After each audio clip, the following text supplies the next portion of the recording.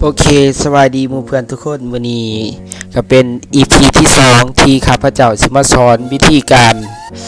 เปลี่ยนภาษาเนาะบนคีย์บอร์ดหรือว่าแป้นพิมพ์ของเฮาให้มันสลับไปสลับมาโดยที่เฮาบ่ต้องเฮ็ดแนวนี้โดยที่เฮาบ่ต้องว่ามากดปุ่มกาภาษาแล้วมาเลือกว่าอยากพิมพ์ภาษาไทยหรือว่าพิมพ์ภาษาอังกฤษเฮาต้องมาเลือกจังซี่แต่ข้าพเจ้าใช้มันสามารถเปลี่ยนไปเปลี่ยนมาสลับไปสลับมาโดยการแบบว่าเฮากดปุ่มเปอร์เซ็นต์เนาะบนคีย์บอร์ดเครื่องซ้ายปุ่มเปอร์เซ็นต์ก็สิอยู่ใกล้กับปุ่ม escape เนาะเอาเลยเนาะเพื่อบ่เป็นการซักซ้ายเฮาเข้ามาแล้วรับแรกก็คือ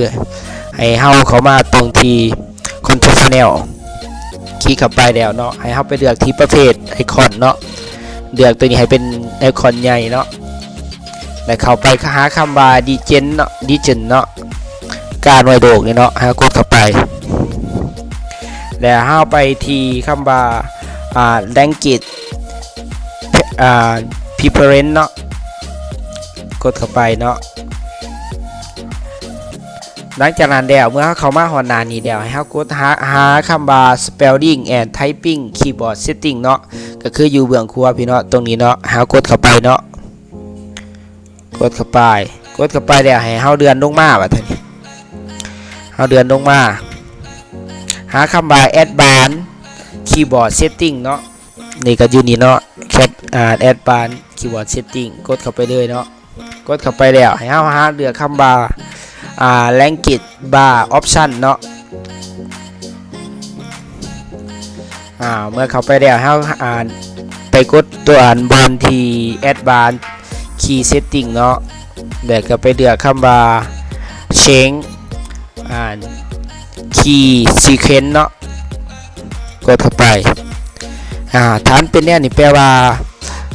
ของเฮาบ่สามารถสิกดปุ่มเปอร์เซ็นต์ให้มันสลับมามันสลับบ่ได้เนาะสังเกตว่ามันสลับบ่ได้ให้เฮาเลือกคำว่า cave เนาะอยู่ถ่ายสุดนี่เนาะ cave แล้วก็กดไปที่โอเคเนาะให้ตัวนี้ก็เป็น not assign เนาะแล้วก็ตัวนี้กดโอเคแล้วก็ add file เนาะแล้วก็โอเคเฮาก็มาทดสอบด้วยเนาะทดสอบกันว่าเปลี่ยนได้หรือบ่สังเกตว่าเฮาต้องกดอันปุ่มนี้ขึ้นมาเนาะแล้วเฮาก็ไปกดปุ่มเปอร์เซ็นต์เนาะว่ามันเปลี่ยนภาษาบ่สังเกตเบิ่งเนาะนี่มันก็เปลี่ยนจากไทยเป็นจากอังกฤษเป็นไทย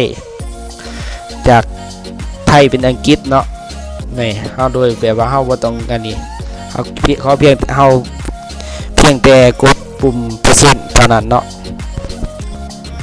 ตัวที่2เนาะก็สิเป็นการเพิ่มภาษาเนาะสังเกตว่าของข้าพเจ้านี่สิมีเพียงแต่2ภาษาก็คือภาษาอังกฤษกับภาษาไทยข้าพเจ้าอยากเพิ่มมันเป็น3ภาษาเนาะถึงภาษาลาวนำเนาะก็ไปกดเข้ามาอังกฤษเนาะอังกฤษ preference เนาะกดเข้าไปเนาะหลังจากนั้นเข้าไปแล้วเฮาก็นี่ตรงนี้ด้วยเนาะเลือกภาษาก็คือตรง add a prefer language เนาะเป็นแบบว่าตามความต้องการที่ว่าเฮาจากการเพิ่มภาษานะเฮาก็กดเข้าไปแล้วเนาะอันนี้เฮากับเฮาบ่ต้องขี้คร้านเลื่อนหาเดี๋ยวเฮาพิมพ์เขาเอาโหลดเนาะพิมพ์โดยก็คือภาษาลาวเนาะ L อันนี้เป็นพิมพ์จาก L A เนาะภาษาลาวขึ้นมาแล้วเฮากดเลือกแล้วเฮาก็ไปกดคำว่า next เนาะถ้าแป๊บนึงเลือกแล้วเนาะ install language เฮาก็กดที่ install ด้วยเนาะเฮาก็ท่าเนาะท่ามัน install เนาะท่ามันติดตั้งก่อน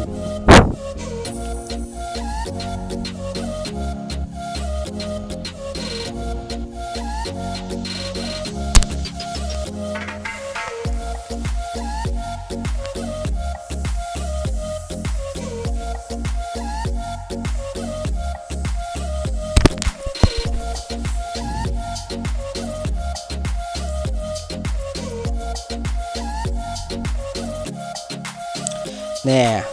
โอ โอเคเนาะตอนนี้ก็คือภาษามันก็มีมาทั้ง3ภาษาเนาะจะมีภาษาอังกฤษภาษาไทยภาษาลาวเนาะเฮากดออกเบิ่งเฮาก็ว่ากดหม่องนี้เนาะหม่องภาษานี่เนาะตรงนี้เนาะเฮาก็ว่ากดเบิ่งว่าสังเกตว่ารวมทั้งหมดแล้วภาษาในครอบหมู่ข่อยตอนนี้เนาะในก็มีอยู่3ภาษาภาษาอังกฤษแล้วก็ภาษาไทยภาษาลาวเนาะลองกดปุ่มเปอร์เซ็นต์เบิ่งเนาะให้มันเลือกสลับภาษาเนาะสังเกตว่ากดเนี่ยจากภาษาอังกฤษมาเป็นภาษาไทยและเป็นภาษาลาวเนาะโอเคถือว่าสำหรับคลิปมื้อนี้ก็ขอจบเพียงเท่านี้เนาะเดี๋ยวเจอกันใหม่อีกEP ต่อไปเนาะ